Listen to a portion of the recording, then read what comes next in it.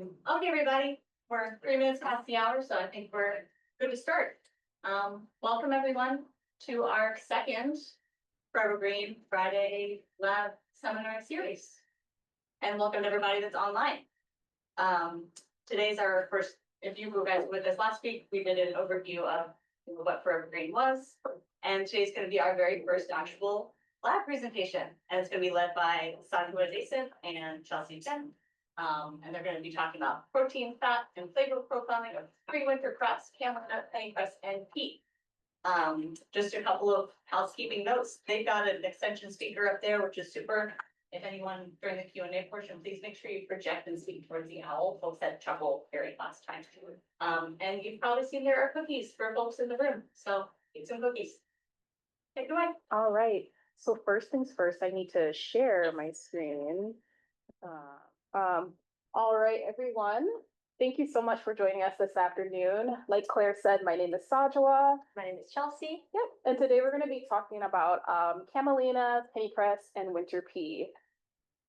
So before we get into our presentation today, I just want to do a quick run through of our agenda. So first, we're going to do a quick introduction about why we should focus on winter cover crop proteins. The great thing about talking to you guys is you already have a great background on winter cover crops, so I'm kind of excited to just go through that and kind of, praise the landscape for why we want to look at the proteins from them. After that, we're going to do a recap of previous work that we've done, specifically my work where I've screened genotypic differences in Camelina and Pennycress proteins. Then we're going to talk about blending of our winter cover crop proteins and looking to enhance the functionality of them using industry feasible extraction techniques. And then finally, we're going to talk about how we can leverage the fatty acid composition and lipid oxidation profile to understand the flavor formation of these winter cover crop proteins. So before we get into all the nitty-gritty things, though, I want to talk about the need for plant proteins. By the year 2050, we are predicting that the global population will reach 9.8 billion. And in the US alone, that population growth is expected to be 371 million by 2050. So a lot of this drive is coming from consumer desire for looking at the health and wellness benefits of plant proteins. Consumers want to add more variety, protein variety to their diet. There's also concern for animal welfare, which is an important thing that's coming up these days. And then the overall idea of environmental sustainability. So all of this has driven a plant protein market that was valued at 8.1 billion in 2023. And $1.2 billion of this came from the plant-based meat and seafood sector. So following that plant protein boom in 2019, there was a bit of a decline in plant protein use. And a lot of that has come from, inflation and such, but that has impacted not just the plant protein market, but as well just overall conventional retail. So that's kind of the decline that we've been seeing lately. As I'm sure you guys are all aware, these winter cover crops do come with a lot of environmental and agronomic benefits. And they also integrate well into farming systems. So that helps us meet the demand for sustainably produced protein ingredients. But despite all of these benefits, only 4.7% of cropland in the United States is planted with winter cover crops as of 2022. So that leads our lab and our group to want to ask this big question. Can we use winter cover crop proteins for food applications? And the reason we really want to look into this is because farmers are going to be more willing to integrate these crops into their planting seasons when there's a clear commercial end use for them. So that brings us to my research, which is where we're looking at enhancing the viability of these winter cover crop protein as sources of proteins through breeding, blending, and texturization strategies. Camelina seeds, we're going to start with Camelina and Pennycress. Camelina seeds contain a high amount of protein, about 20 to 30%, and a high amount of oil, with about 30 to 49%. And then in the case of Pennycress, they have a seed protein content of about 20 to 25%, and an oil content of about 30 to 40%. So our current applications for these winter cover crops, they're being used as animal feed in the case of Camelina, Primarily, their oil is used for biofuel production, and then we also know about the benefits of them being used as winter cover crops. So after the seeds are defatted, we're left with this protein-rich meal, and that's what I'm actually investigating is the protein in that meal. So in the case of Camelina, we've seen that meal protein range between 30 to 40%, and in the case of Pennycress, 27 to 35%. So that's a really great opportunity for us to upcycle a byproduct that would normally just be discarded. And we can also turn that into a valuable protein ingredient. So I do want to break down the protein composition for these oilseed crops. Looking at Camelina and Pennycress first, they are made primarily of cruciferin, a 12S globulin protein, and naphthalene, a 2S albumin protein. Now, the cruciferin protein is largely responsible for the desirable functionality, and we're going to talk about those functionality traits and that work that was behind that. And then the albumin protein is water soluble. It's usually non-functional, but together these proteins make up about 80 to 85% of the total protein in these seeds. And then the next winter cover crop that I work with and I want to introduce now is winter pea. So we know pea is a member of the legume family and tends to have a seed protein content ranging from 18 to 30%. Current applications include use as an animal feed. It's also been used in crop rotation, and then also we're exploring the potential of it being used as a winter cover crop. Now, to the best of our knowledge, there is no research out right now that is looking at or has evaluated the differences between the protein in spring pea compared to winter pea. But we do have another student in the Ishmael lab who has been doing this as part of their master's research. So we're expecting that the characteristics between the two protein sources are very similar, and we're using that to kind of guide our work moving forward. The protein composition for winter pea, it consists of 3 major globulin proteins. First, legumin, then we have convicolin and vicolin. And these proteins account for 65 to 80% of the total protein in the winter pea. And again, these globulin proteins are responsible for the functionality that we're going to discuss later. Additionally, winter pea does also have a 2S albumin water-soluble protein that accounts for 15 to 35% of the total protein.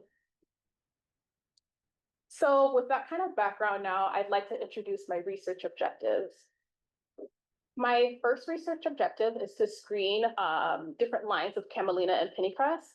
And what we're doing there is comparing the protein profiles, and we're looking for differences in protein structure, function, and nutritional quality. My next research objective is to investigate functional synergies between strategically blended proteins from these winter cover crops. And we're also evaluating industry feasible extraction methods for getting the protein out. And then my third research objective is to evaluate the texturization potential of these protein blends, as well as the nutritional quality of our texturized product. So now let's go ahead and look a little bit deeper into objective 1 of my research. Starting with the samples, I had 5 Camelina samples and 5 Pennycress samples. And these lines were selected, first the Camelina lines were selected based off of previous protein profiling that was done by our lab. And then the Pennycress samples were selected based off of the agronomic information that you all provided. And so from these samples, all of them were harvested in 2021, except for Camelina Ascension 289. That one was harvested in 2023. And we decided to add that one a little bit later into our study because it had a really unique protein profile. So we thought it was worthy of investigation. There was some further genetic screening done by the Department of Agronomy, and that's where it was later discovered that Camelina Ascension 413 was not Camelina sativa, like we previously believed, but it was actually Camelina microcarpa. And although this line is not currently being prioritized by the breeding program, we decided to keep it into our investigation because it's going to give us a little bit of better understanding of the potential for this species in food application, and hopefully can provide some information for you guys if you're doing more breeding work and how we can continue to improve the crop. So talking about just our protein yields and purities, all of the Camelina and Pennycress samples had high protein purity, greater than 80%, and an acceptable protein yield, greater than 40%. So for our purposes, we use protein purity to refer to the purity of the extracted isolate, that end isolate there. And we use protein yield because that tells us about the amount of protein that we were able to extract from our raw materials. And, of course, being able to recover more protein from the raw materials means that we lower and reduce waste, we lower production costs, and we're really able to maximize the nutritional and commercial value of our crop. So those are the important characteristics of that we're looking for. Among the Pennycress lines, there were no significant differences between protein yield and purity. And we can see that comparing the Pennycress to Camelina, that the Camelina lines did tend to have higher protein yields compared to the Pennycress lines. But overall, the differences in protein purity and yield among the samples were minimal. And they also fell within range of previously reported values. So that was good for us to see with all of these different crop varieties. So following our protein extraction, we usually take our samples through protein characterization, which includes structural characterization as well as functional. So starting with our structural characterization, we use SDS page to just get a general idea of the protein profile of each of these lines. And from that, we saw that the Camelina samples did have noticeable genetic differences, which you can see highlighted here. And you can see that by the varied intensity of the banding, especially when we're looking at our cruciferin, our napin, you can see that varied intensity. So for example, we see within the Camelina lines that Camelina Ascension 413 did have a more dense, intense cruciferin band compared to the other Camelina varieties. Of course, we know that this is a unique line, but that's just an example of one of the differences we saw within all of our varieties. In contrast, we can see that the Pennycress lines, there were no visible differences within the Pennycress lines and comparing them. But one thing we did notice was that the Pennycress lines, they did have this smearing at the top of our protein gel. And so for us, that indicates that the protein underwent some polymerization during the extraction process. That's interesting because they both go through the exact same extraction procedure and process. So that's just one difference that we noticed between the two crops for extraction. Another thing that was a unique difference between our Pennycress and Camelina lines was that the Pennycress lines had this distinct double banding at the cruciferin region that we didn't see with our Camelina lines. And that's in the cruciferin region. Another thing that we noticed that was a difference between them is that the Pennycress samples had higher molecular weight napin bands compared to our Camelina samples. And so that difference, I don't know if you guys remember earlier, but I spoke about cruciferin and the globulin proteins being more functional than the albumin proteins like napin. So that does have an impact and an influence on how these proteins perform later in our functionality tests, which we're going to get to. But one thing I do want to communicate is the fact that even when we're breeding to change just one agronomic trait, it does alter the protein profile of a crop. And those are differences that we see not just through this SDS page, but also in the functionality test. So starting with our functionality test, we first started by evaluating protein solubility. For solubility, we measured this at 5% protein concentration, and that's done to reflect a real world beverage application. We also evaluate protein solubility under neutral and acidic conditions. So that's mimicking like a neutral beverage and an acidic beverage application. Another part of this process is we look at the solubility under heated and non-heated conditions to mimic what processing may do to the protein. So just overall, we can see that there is a lot of variability, which is what we wanted to see with all of these different crop lines. So there's a lot of variability within each of the crops, but also between the two crops. In general, we see that our Camelina samples demonstrated superior solubility compared to the Pennycress isolates. And that can be explained by a combination of factors. I didn't get in too deep into the structural analyses that we did, but things like lower surface hydrophobicity, a higher net charge, and a lower extent of polymerization all contributed to this better solubility in our Camelina samples. Looking at the Camelina lines, we see that Ascension 413 performed really well, exceptionally well, especially compared to our commercial soy protein isolate, which is usually the gold standard. So that's something to keep in mind because that exceptional performance suggests that maybe this species has strong potential for a high protein beverage, neutral beverage application. So that's something to consider. Among our Pennycress samples, we did see Pennycress MN106 perform the best. It had the greatest solubility at pH 7 and under non-heated conditions. Next, we're going to talk about gel strength. And so for our purposes, gel strength, it was measured by the amount of force it takes to rupture or break the gel that we formed. These are thermally induced gels.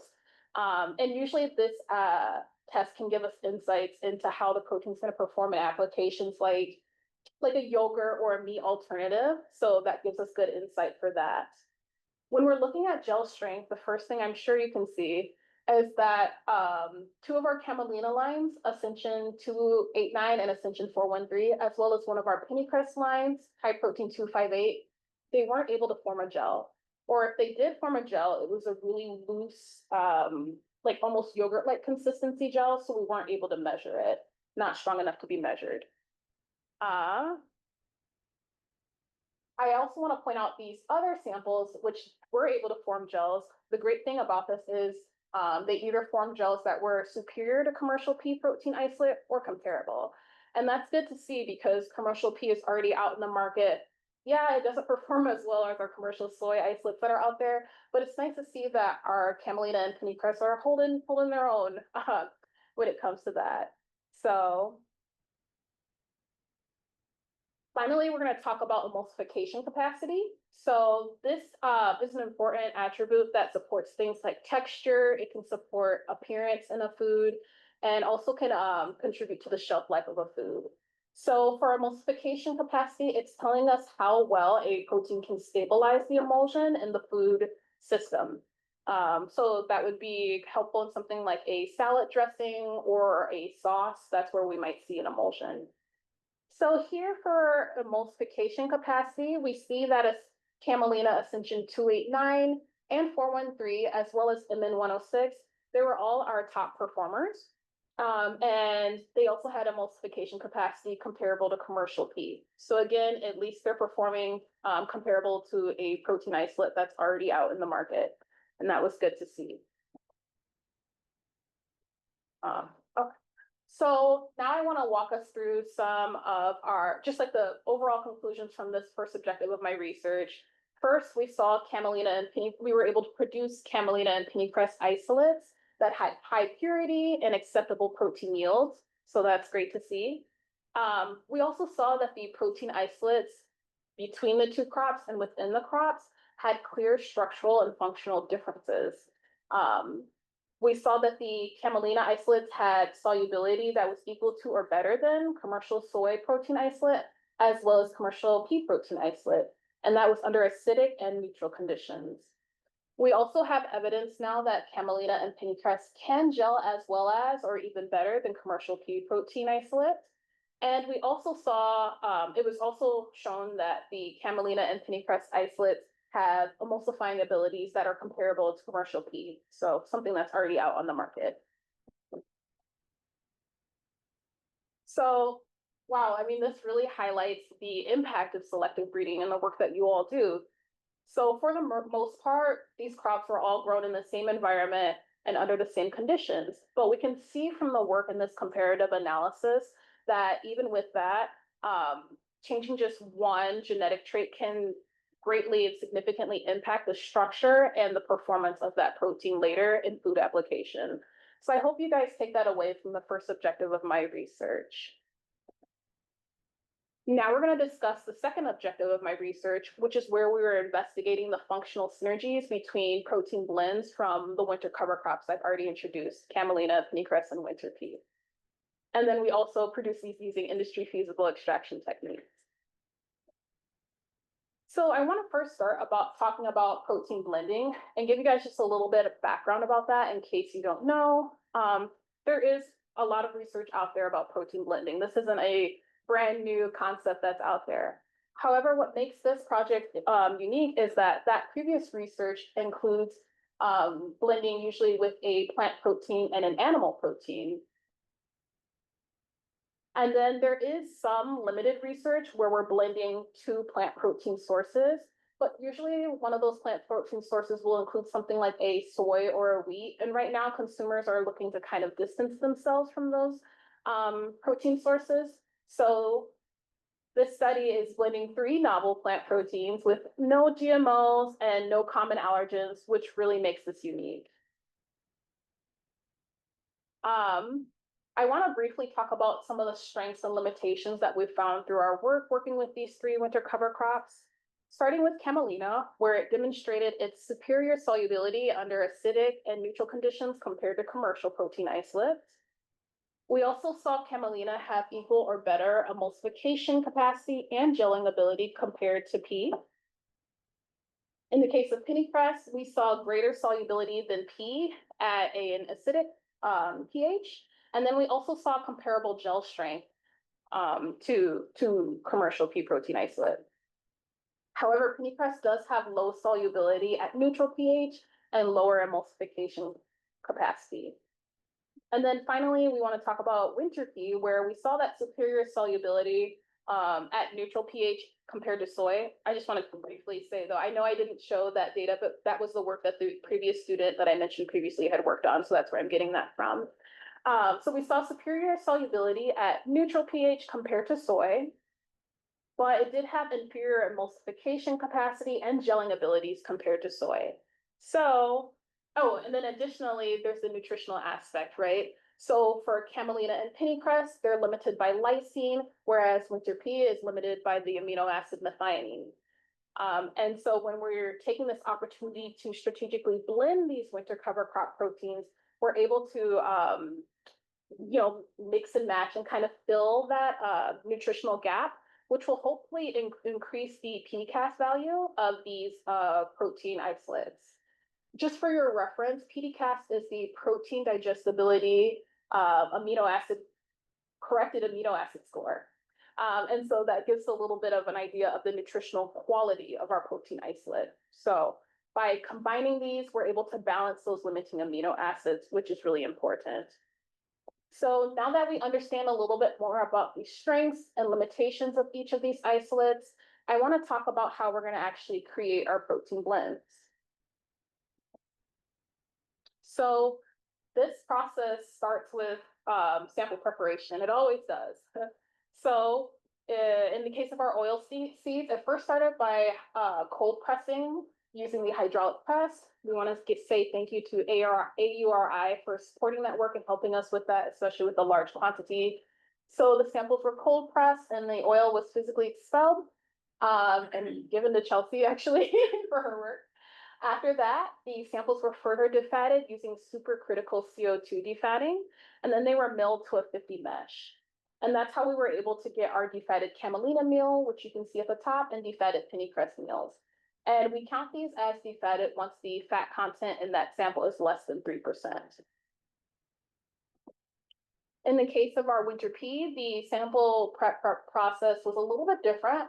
We started by dehulling, and then we clean and remove the hulls by hand. After that, I did. And then after that, we built them to a 50 mesh. And then finally, we were able to have our winter pea flour for our extraction. So, all right. Getting into just briefly what that scale of extraction looks like, and this is general because for the oil seed samples, we actually move forward with a salt extraction for those. And for our pea sample, we move forward with a pH extraction. But this is just to give you guys an idea of what it looks like. It starts by solubilizing our sample. Then usually we will decant and clarify. So that kind of replaces the centrifuge step that you would see in a benchtop protein extraction process. After that, the sample is neutralized. It undergoes ultrafiltration and diafiltration that is especially important. It's specifically for our salt extracted samples where we had removed all of that excess salt that we put in, which can influence the later functionality and even like the nutrition, right, of that protein isolate. And then finally, the solution was evaporated to the lower molecular weight solution was evaporated, and we pasteurized it. It was homogenized, and everything was spray dried. So I'm sure you can see these stars here. That's just to indicate some of the major differences between our pilot plant extraction and our benchtop extraction. So where you see the stars, that's where we have the additional heat steps that we don't see in the lab. That is going to change the functionality and the performance of these isolates later on. After we've spray dried, we have our scale of protein isolates. So that's really exciting for us. And before we begin protein analysis, we went ahead and evaluated the protein purity of these isolates using the Dumas method and a protein correction factor of 6.25. So looking at our second objective work, these are the samples that I had for our scale of extractions. I had Camelina Joel, I had Pennycress MN106, and I had Winter Pea Blaze. These samples were selected based off of just the available quantities that we were able to access. So that's just a note for future work. It would be great to work with some of the samples that we saw that superior performance in the previous objective that I discussed. Looking at our protein purity, you can see that that's there. Our protein yields, they're looking a little low. I'm sure you've noticed that. One thing that happened was during our pilot plant extraction, unfortunately, we had a malfunction with our equipment. So we lost some of our protein solution during that, causing our lower yields. We are in the process of waiting. We're on the schedule to get another pilot plant extraction so we can have enough sample to move forward. And that way we'll be able to calculate hopefully better protein yields. For our protein blends, they were created using these ratios here. The first protein blend is made up of our scale up winter pea protein isolate and 34%, 33% of our camelina, and then 33% of our pennycress. Blend 2 is created of 50% of our winter pea, and then 25 camelina and 25% pennycress. And our third blend was 20% of our winter pea, 40% camelina, and 40% pennycress.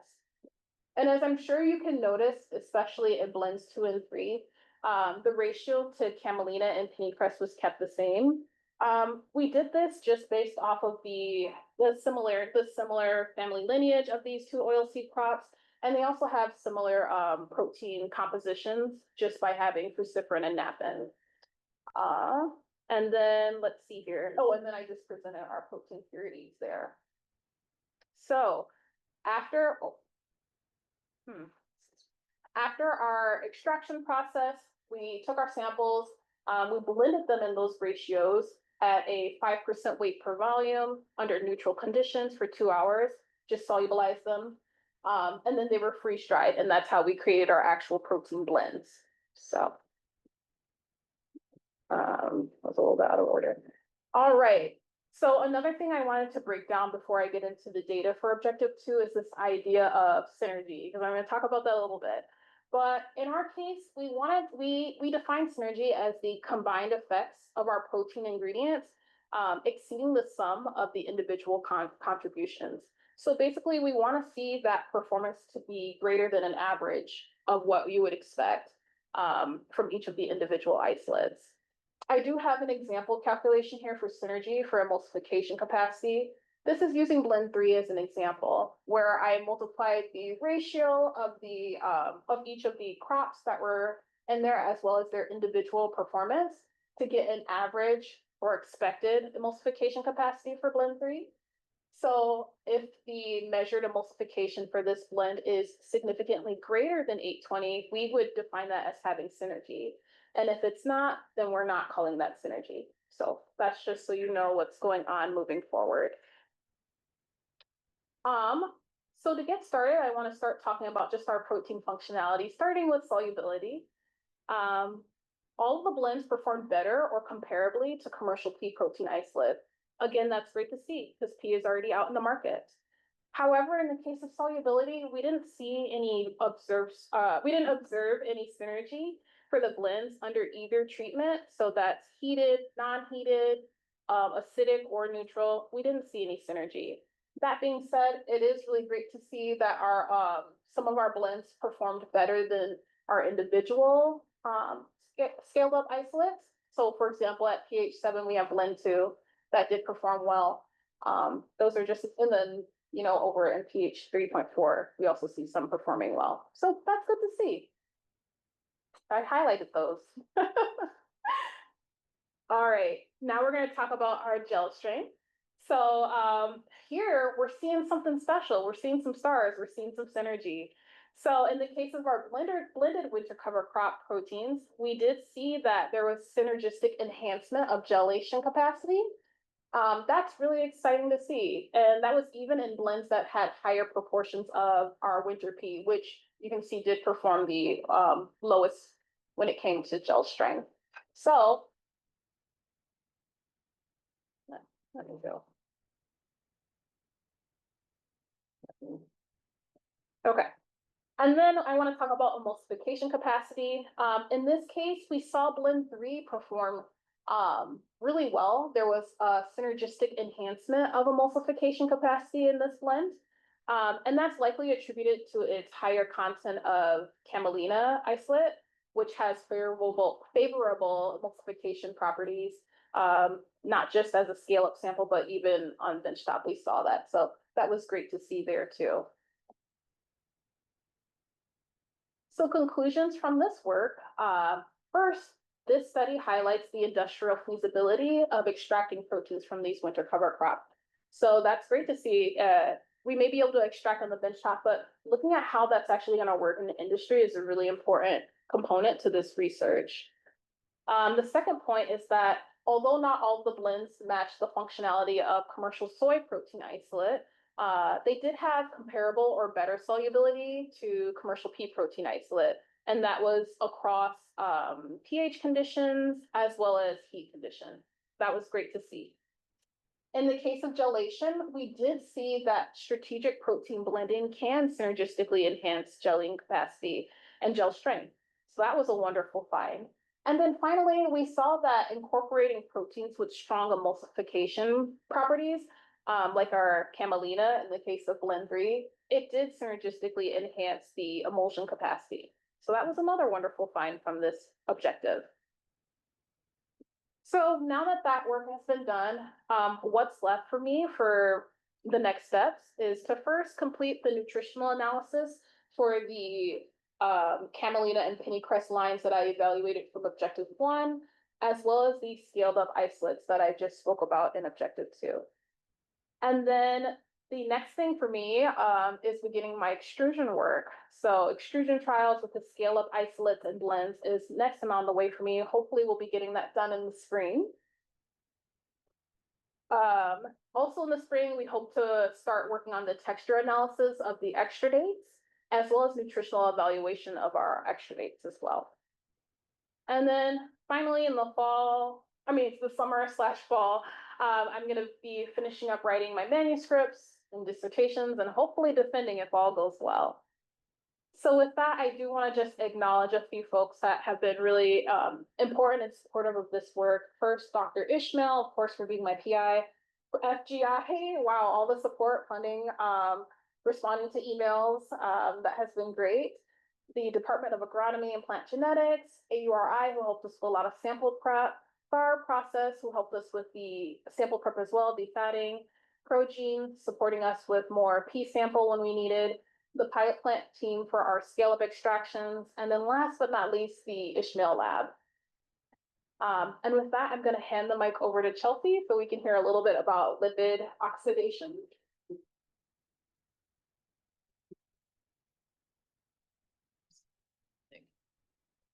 You guys think we'll work to pause for questions for Saj and do Chelsea? Yeah. Are they related? Should we do it all again? No, we can do it.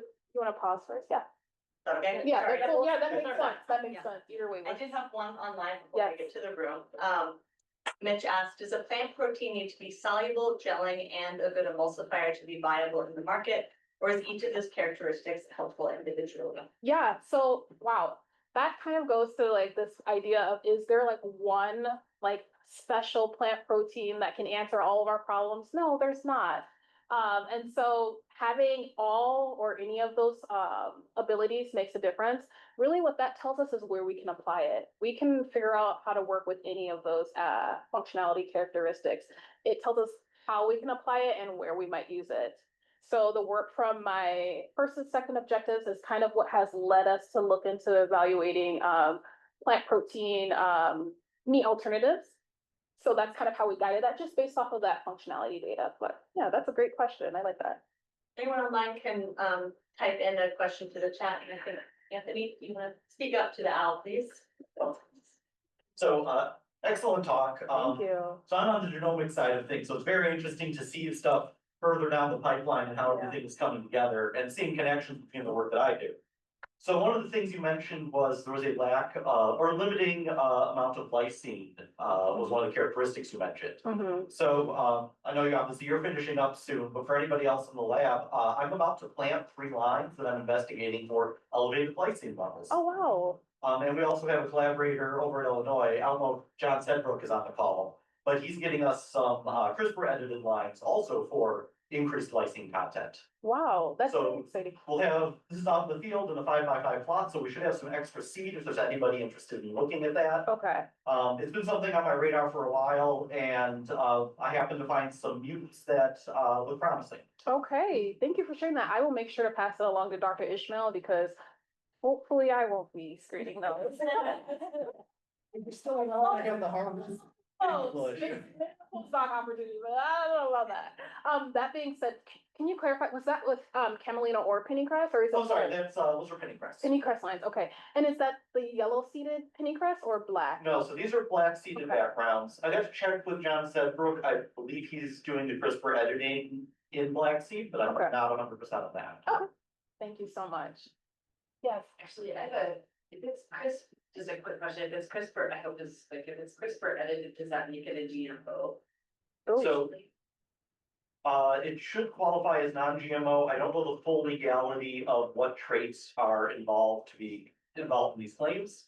So that's a whole legal discussion. Okay, But once CRISPR has had the constructs removed, it is indistinguishable from natural variation. okay, So it should be non-GMO. okay. Thanks. I get that question at field days a lot.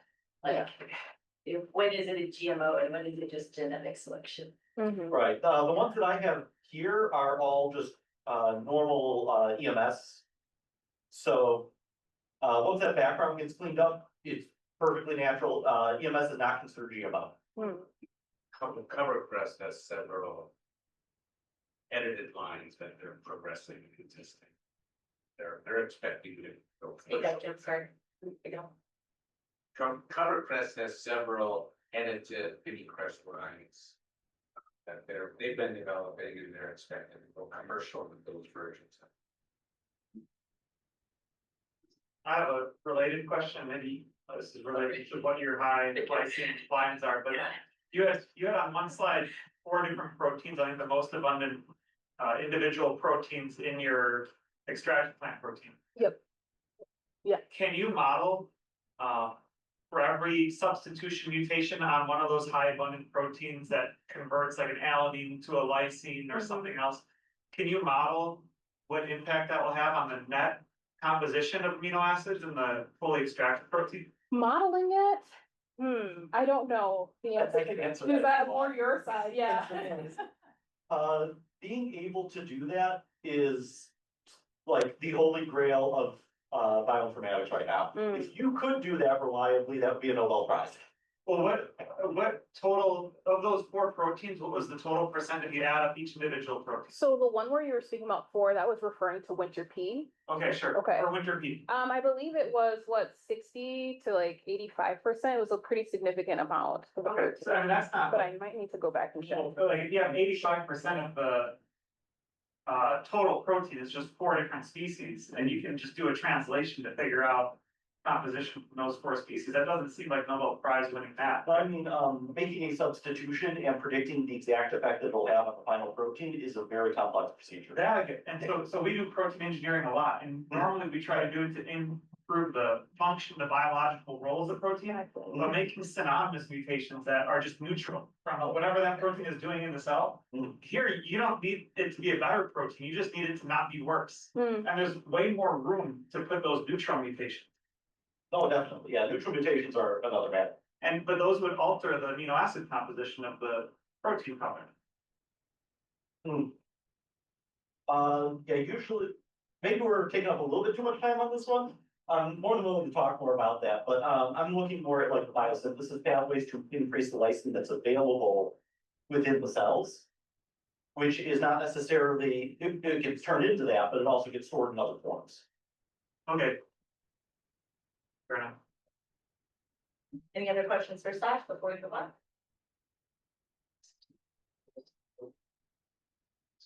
Saajewa, I have a question for you. Absolutely. What is your hypothesis on the best application of one of your proteins? Yeah. For commercial products. So if I'm talking to someone who knows nothing about plant breeding or nutrition research. Yeah, thank you for this question. So this kind of is like, what is the recommendation for breeders, like what to continue to like look for, right? Which lines? For us, like I said, it really depends on the application that you're looking for. In our case, we've decided to just explore one of the many applications you can look at, which is meat alternatives. Yep, which is meat alternatives. So, but there are other applications. So in the case of like a neutral or acidic beverage applications, we really liked Ascension 413 because it had that solubility that was even significantly greater than commercial soy. So that's an example. One that really performed really well was Camelina C mute for beverage applications as well as gel-based systems. And then we have 413 popping up again, looking at emulsification capacity. So you know, like, again, there's no like one application and there's no one protein. I think that's the cool thing about proteins. It's just how complex they are. And so you can really figure out how to use them where you want it to be. It really depends on what are you looking for, you know, what is the end use that you ultimately want to highlight. In the case of my research, we've decided to target alternative meats. So yeah, that was for Camelina, but I also did the same for Pennycress. Now with the Pennycress lines that I evaluated, the one that did perform just overall and has the, you know, overall matched more of our functionality, had higher functionality overall was MN 106. So if I were to say, hey, maybe we look in a little bit more at MN 106, it did perform well for neutral beverage applications, as well as in gels and emulsions. Yeah. Yeah, I have a question. Has there been any flavor profiling done with stuff yet? That's a great, yes, but there has been flavor work done. There was a previous study where they looked at the flavor from the seed all the way through to the protein isolate and just looking at the differences. But a lot of Chelsea's work, which she's going to discuss, is that flavor work. Yeah. Any other questions? All righty. So Chelsea, I'm gonna let you get into that. That good stuff. Ooh, great.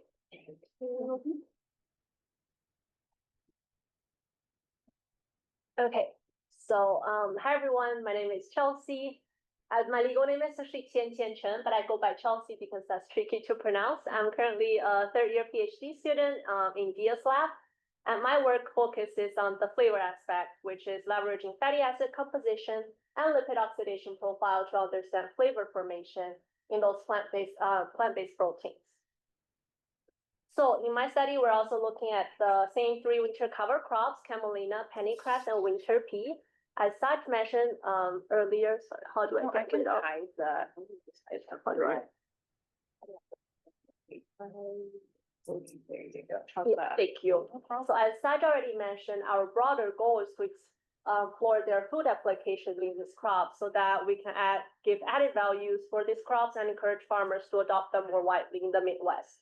So one of the major challenge, however, in the plant protein industry is off flavors, which negatively affect consumer acceptance and limit their market potentials.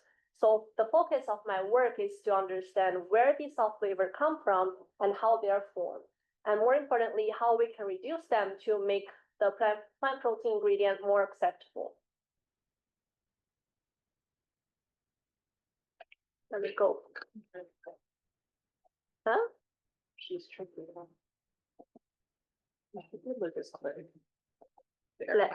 Okay, since all flavors are such a big challenge, we want to understand the costs. So as you can see in the pie chart, study found that 60 to 88% of aroma compounds in plant protein isolates are actually lipid oxidation products, way more than maillard or amino acid degradation. This happens because even though protein isolates are mostly protein, they still contain trace amount of lipid, and particularly polyunsaturated fatty acid or PUFAs. These are highly unstable and are prone to oxidize. So and once PUF is oxidized, they form hydroperoxides. Then they break down into even smaller volatile compounds like aldehydes, alcohols, and ketones. And some typical examples include hexanal, nonanal, which are often described as veiny, grassy, and oily. So building on the introduction, my project is structured around two main objectives. The first objective is to understand how fatty acid composition influence the formation of lipid oxidation products during the protein extraction process. Here, we're focusing on oxylimpins as primary oxidation products and volatiles as secondary oxidation products. And the second objective is to optimize blends of Camelina, Pennycress, and winter pea proteins. For this, we're using a mixture design approach, which allows us to test different ratios of these proteins, and the goal is to identify blends that minimize lipid oxidation products and therefore improve the overall flavor characteristics of these proteins. So as Saj already mentioned, we use scale-up, either salt or pH extraction to isolate proteins for seeds. On the left, I'm showing a really simplified flowchart of the process.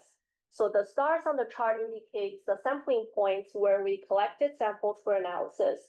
So I got the full fat flour, defatted flour, and the protein isolate. So throughout the processing steps, the exposure to heat, oxygen, and light can accelerate lipid oxidation. So for my objective one, we employ several analytical techniques to look at these products. And each method targets a specific stage of lipid oxidation. So first of all, we look at the precursors. These are the esterified and free fatty acids. And we use gas chromatography coupled with flame ionization detectors to look at them. And then we look at oxylimpins. They're the markers of early stage of oxidation. And some of them are contributors for bitter taste in the final protein product. And for that, we use liquid chromatography, tandem mass spectrometry to look at them. And finally, we look at volatile compounds. They're the key contributors to the sensory characteristics and overall flavor profile of the final product. And for that, we use, headspace, solid phase microextraction coupled with gas chromatography and mass spectrometry. So we look at this not from like only an endpoint study where like it's common industry like PV or like, but we use lipidomics approach to look at them. So we figure out when this happened and how this happened. So here are the results. So here we're looking at the fatty acid profile. These are the precursors again. So both total and free fatty acid. I included soybean here as a reference since it's also an oil seed and it's the most widely used plant protein currently on the market. So looking at the first graph, the total fatty acid profile, we found that polyunsaturated fatty acid constituted 63% of all the fatty acid in Camelina, 32 in Pennycress, and 69 in soy. So we care a lot about polyunsaturated fatty acid because they have multiple double bonds, which makes them highly unstable and prone to oxidation. The more double bonds a fatty acid has, the more reactive it becomes. What is also interesting is that Pennycress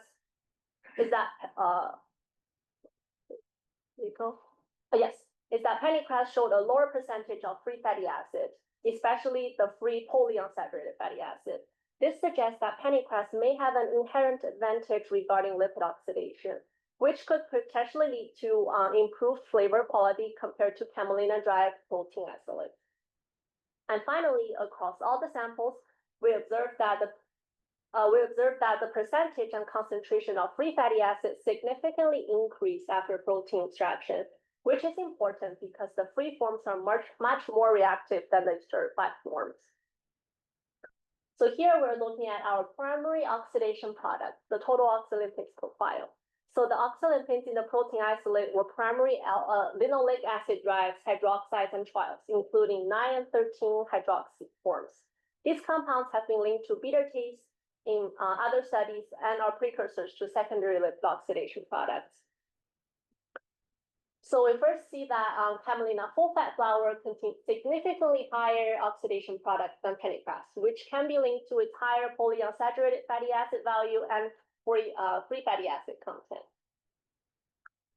We also see that total oxylipids concentration significantly dropped after processing for both Camelina and Pennycress, which is not the case for soy. So for soy, we saw the opposite trend. So protein extraction actually increased oxylipids profile. And now we look at the final product, the secondary product. These are the volatile compounds. Again, these are the major contributors to the final flavor of the protein ingredients.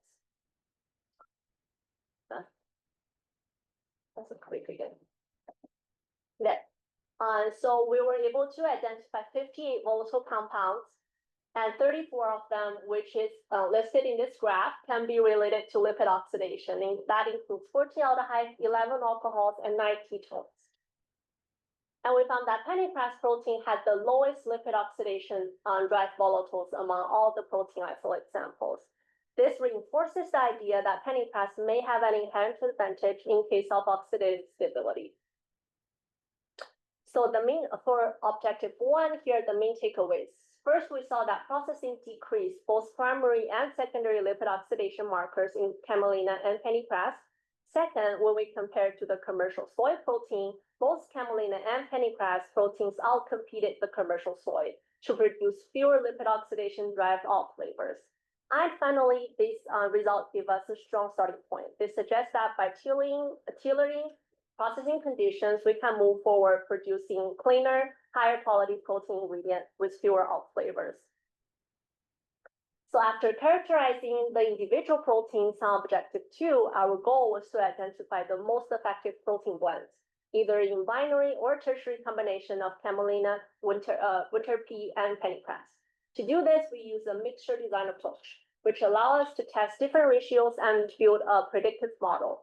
And the idea is to find the optimal blend that yields both improved flavor characteristics and reduced oxidation products. And here's the workflow we follow. So we first blended the different protein isolates according to our mixture design. After that, the blends were freeze-dried to remove moisture and then grounded into uniform powders. And then we performed flavor extraction using solvent-assisted flavor evaporation to capture the volatile compounds. And finally, we analyzed these extracts using GC-MS optometry.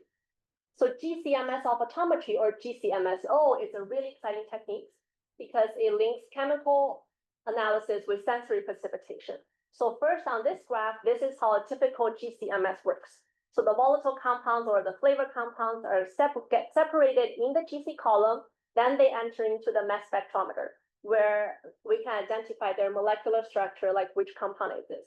Now, instead of sending everything to the MS, in our setup, we split the flow. So half of the compound still goes to the MS for structural identification, while the other half goes to a sniffing port.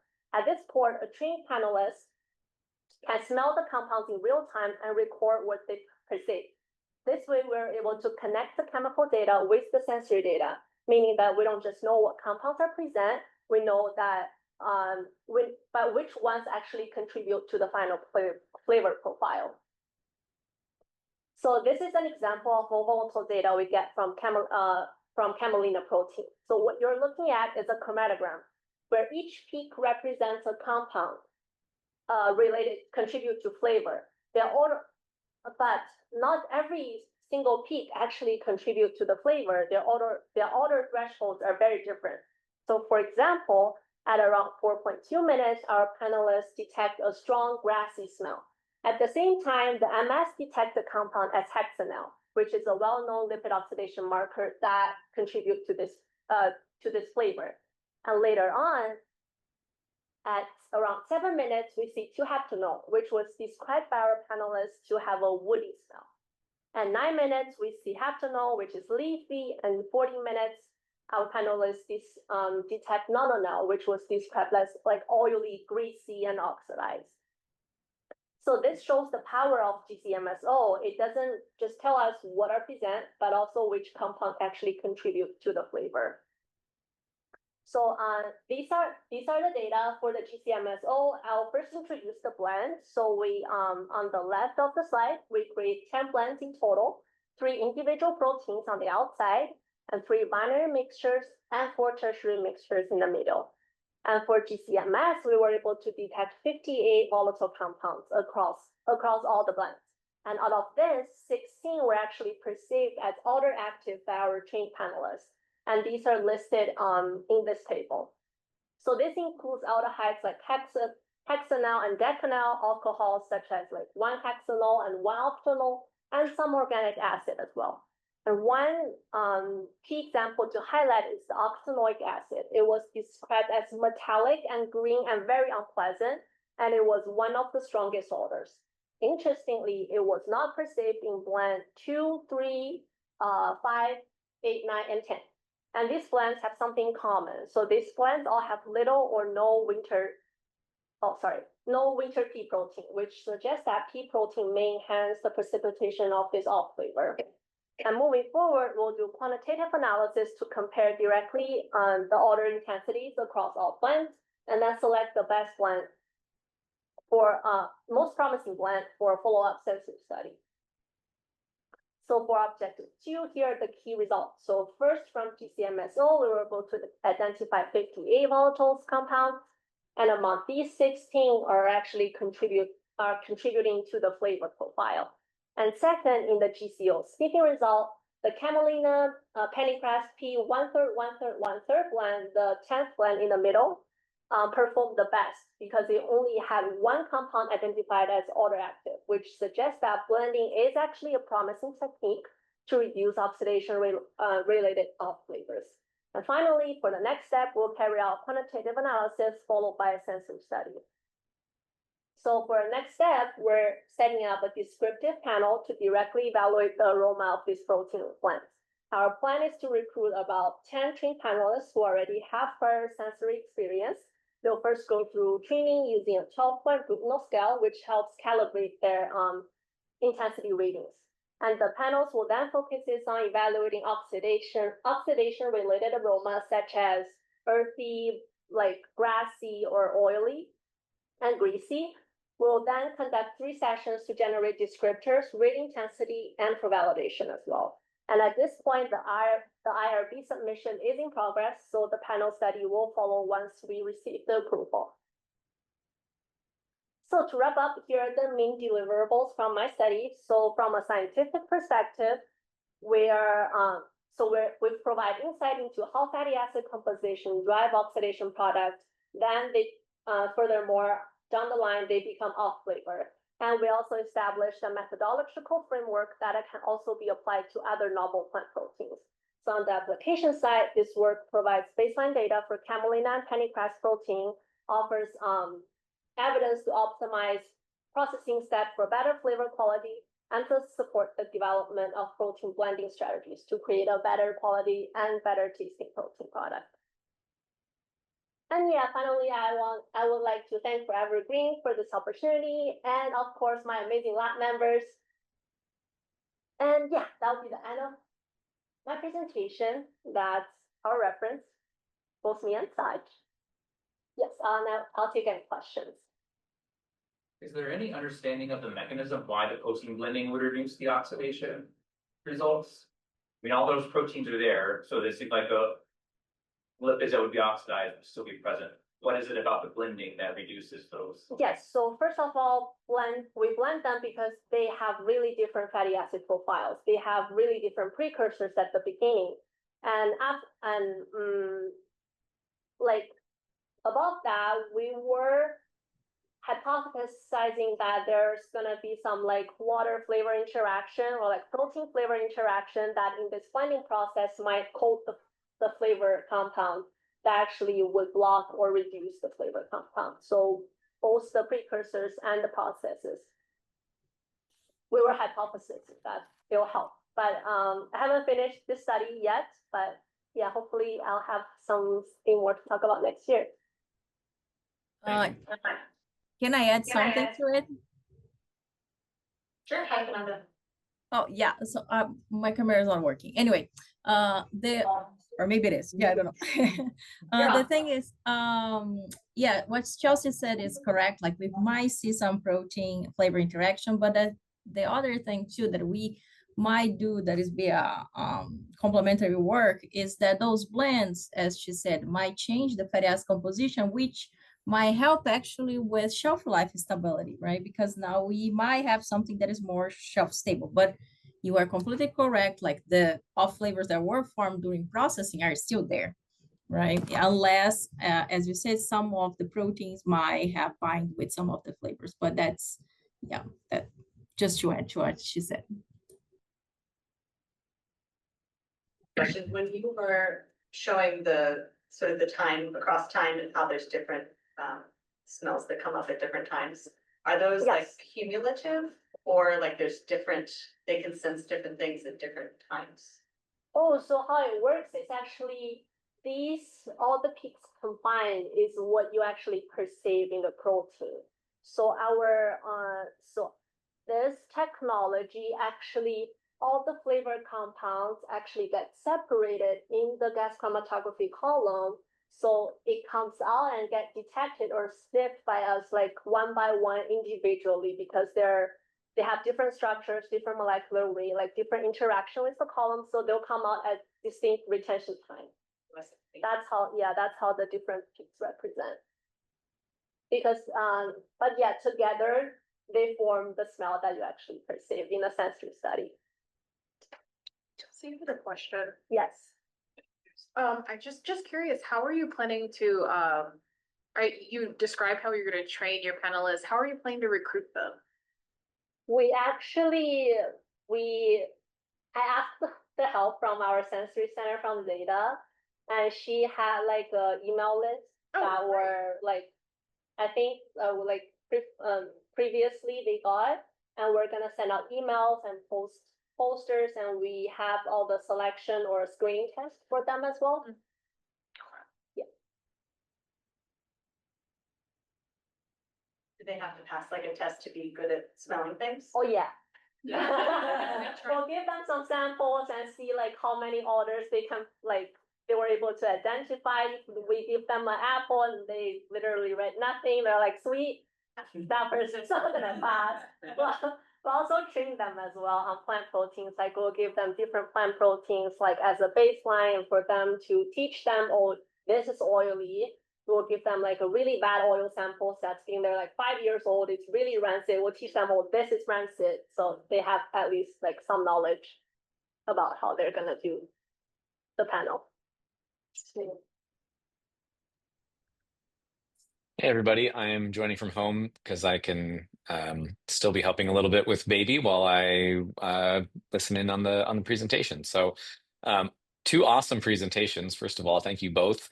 And I guess I have a question that for both or either of you, you know, where you did a good job comparing these samples to existing commercial products. And I guess I'm wondering if you're seeing anything in these samples that solves a problem that the food industry is facing. If you have a good enough sense of where they struggle to, create products that have the functionality that they want or the flavor that they want, whatever it is, do you see anything in these blends that can solve a particular problem that the industry is facing? Do you want to start? Yeah, I'll go first. So from my flavor aspect, we see that both Camelina and Pennycress protein isolate, actually both of them outcompeted the commercial soy in flavor aspect. And so they do have a flavor advantage at first if we're processing it right. So And we see that more consumers are looking at their health aspect. They want to look for also like they consider allergen as well. And none of these winter cover crops are currently be identified as an allergen, so that help as well. And if they taste as good, I mean, like it'd be a great alternative. Like why not? Yeah. Yeah, you make a few really great points. I think a lot of what kind of answers that is that introduction where we talked about what's really driving consumers to even consider plant proteins right now. So that those things first, and then as Chelsea mentioned, like the low allergenicity as of now, that can change with more exposure, of course, to these ingredients as they come out and they become more popular. Someone's going to develop an allergen. Right now, they're currently non-GMO, so that's also a major plus. I did have a slide previously where I did a comparison of the strengths and weaknesses for Camelina, Pennycress, and winter pea, and I was discussing how we can kind of leverage them by combining them. So where these protein isolates don't have that allergenicity or GMO, there are some functional limitations, which we saw through a lot of the functionality tests that I did, where they aren't performing as well as commercial soy, but we did see them perform comparable to commercial pea. So, that really, I hope that kind of answers the question. I feel like I forgot a little bit of the essence of it. Which is not it. Not on anymore. Okay. Oh, Yeah, no, that's Yeah. helpful. Sounds like it's not like a home run as far as, oh, the industry's struggling with X and we have a solution for that, but there are enough attributes that are helpful that for the right application, it might be a fit. So following up on that, I'm wondering, especially Saj, for your scale up work in the pilot plant, how close are we to something like a techno-economic analysis to understand, what would the cost be of oilseed based protein isolates? And, we would need that kind of information too to really engage industry. Yeah, that's a really great idea. Actually, I haven't even thought about adding something like that to this work because that's important, right? We need to understand how much it's going to cost to actually produce these isolates. I did mention already some of the I don't want to call them limitations, but the challenges, the production challenges, specifically when we're talking about scaling up the salt extraction process for the oil seeds. Right now, that's not the current practice in the industry to use salt extraction for protein extraction, due to the need to rinse out that salt and so that large use of water that would be needed to clean that out. There have been previous work in this lab where we've evaluated other extraction techniques, like the pH extraction, which is what is commonly used. So that it's possible and it's doable. One thing I do want to note though is outside of just the extraction process, it's about optimizing those extraction conditions.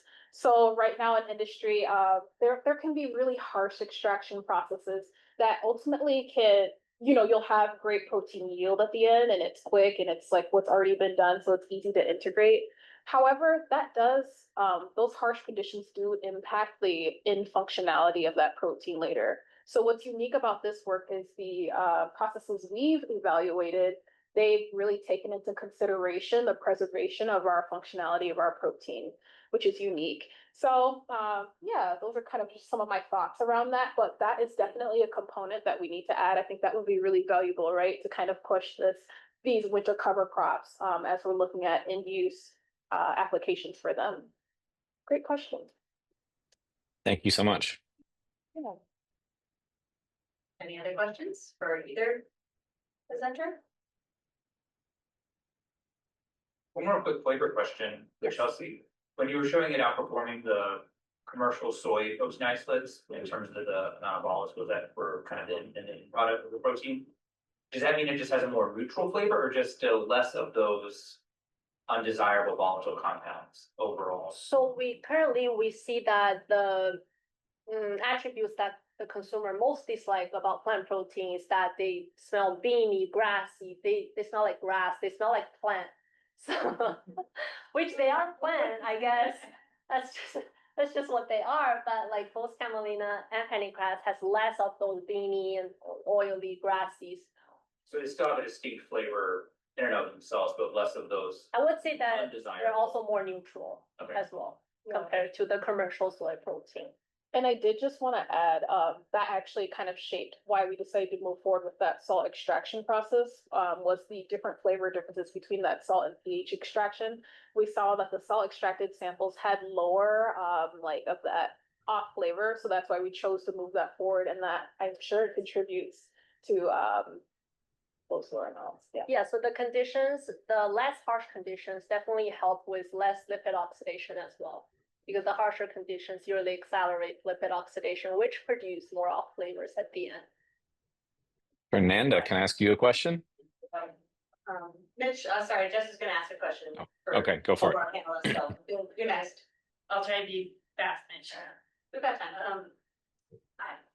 I was curious about the conceptualization of the synergies you were talking about, and you kind of playing off a question earlier of like, did these different chemistries mean something in themselves, and how do you think about, like, if you find something that has like a high amount of those synergies versus less, what does that mean for the overall how we think about the development of that crop for food products? Does that make sense? Yeah, so This is an interesting framework. yeah, so you're asking how is synergy going to be connected or related to what you guys are doing, basically, in a way, or Yeah, and how do you think about the synergy calculation in relation to the individual components that make Right. it up? Is that like Right. more than the sum of its parts? Like, yeah. Right. So the idea behind the synergy is, like you were saying, we want to see the end to define synergy. We want to see the end contribution to be greater than just an average individual contribution from each crop.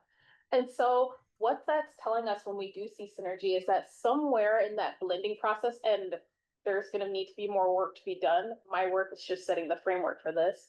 Somewhere in that mixture, the blending process where we solubilize for 2 hours and freeze dries, there are intramolecular protein interactions that are happening. We need to take the time to define that. So there's going to need to be like a whole other project next to define what those interactions are so we can really identify those.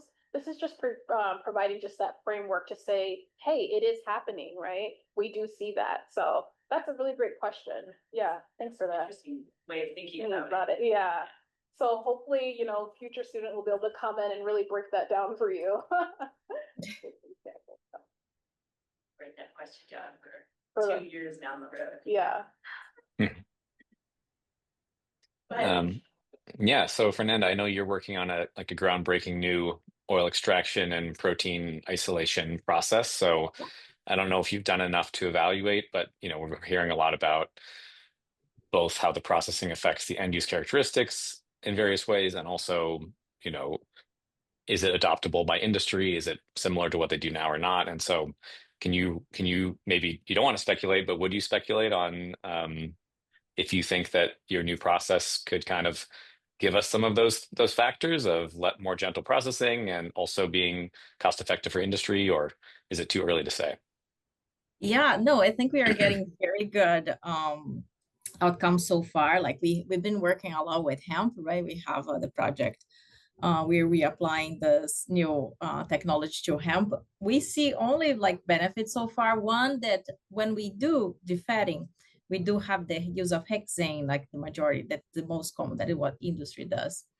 And then it requires desolvatization, right? What we are proposing here, we do everything at once. So first of all, we eliminate the use of flammable solvents and this extra step. So we already reduced a little bit of costs.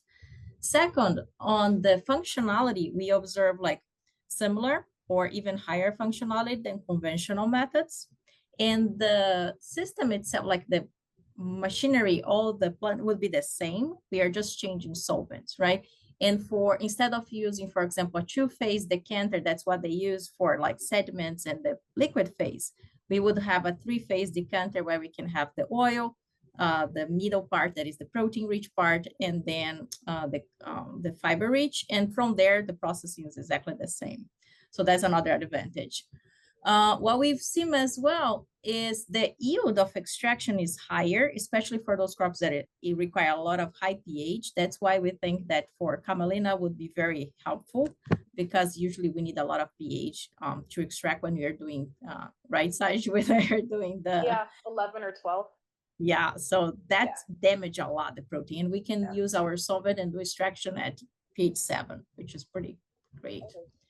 And one major thing that we were thinking that was actually our drawback was cost. It was like, oh, this is more expensive. But we just found out with our process that we can actually reuse the solvent. So we can recover solvent throughout the process and reapply, and it actually worked pretty well. So we are very happy. So far, only good news. The thing is like now we just know the only problem for us is that we optimize for hemp, we try for chickpea, we need to optimize everything again. So it's like it's crop specific. It's not one size fits all. We do need to specify, like we have different challenges with different matrix. And the flavor wise, another thing that we saw as well is that we generate a very clean blend protein. That's like the dream of a food industry, is to have like a white canvas. A protein is a white canvas where we can actually flavor with whatever we want to. We don't want any interference. We don't want to beanie, we don't want a grassy. So yeah, so far, only good news. Hopefully this will be applied and we can do like a bigger test, and we're gonna see this in industries. Hopefully, let's see. Cool. Thanks, Fernanda. Mm-hmm. All right. Any other burning questions? This is great, guys. Thank you. Yeah, thanks for having us. Next week, please join us October 3rd for Brett Barney, who's going to talk about greenhouse studies and enhanced nitrogen fixing endophyte bacteria with Pennycress. And we hope to see you next week. Thanks, everybody.